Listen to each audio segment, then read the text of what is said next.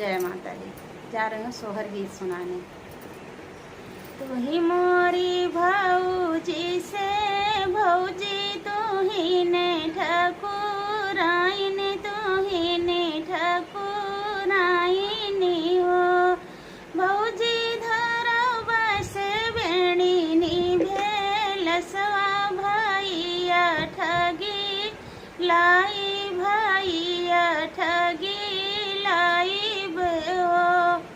के नमोरे नाची हाई गई है ढोलक ढम, कई है ढोलक ढम कई है हो। देवरा के नमोरा डियर रखई है, भैया ठगी लई भैया ठगी लई हो। हम ही ने नचबई गई बई ढोलक ढम, कई बई ढोलक ढम कई बई हो।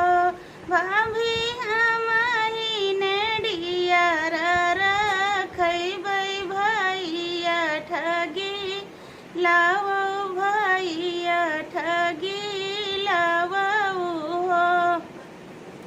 एक बने गईली दूसर बन तीसरे महाराज बने हो। राजा खोली दियो बाजार के वरिया भीतर, चली आई महल चली आई हो। राजा खोलत के वड़िया बेड़ी ने बेड़ी ने बड़ी सुंदर, बेड़ी ने बड़ी सुंदर हो।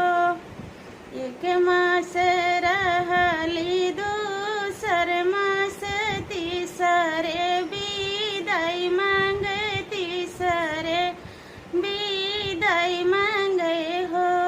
राजा दई दियो हमारी विदैया रे, हंसी घर जाबई लौटी घर जाबई हो।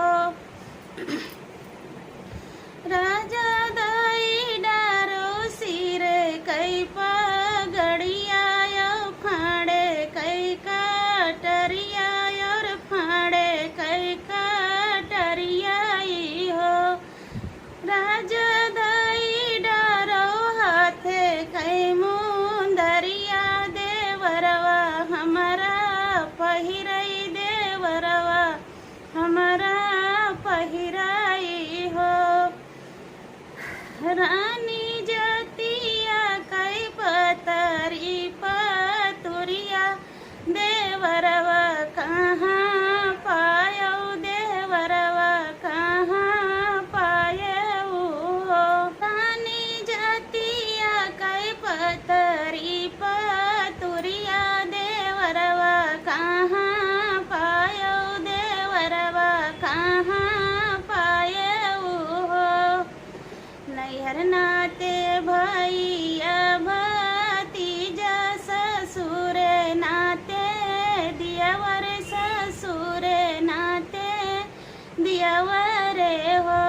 राजा सिर की के नाते भाड़ुआ, देवरवा हमारा पहिरई, देवरवा हमारा पहिराई हो। नववा महीना नवो दिन बीते, होरिला जलमलीना बबुआ जलमलीना हो।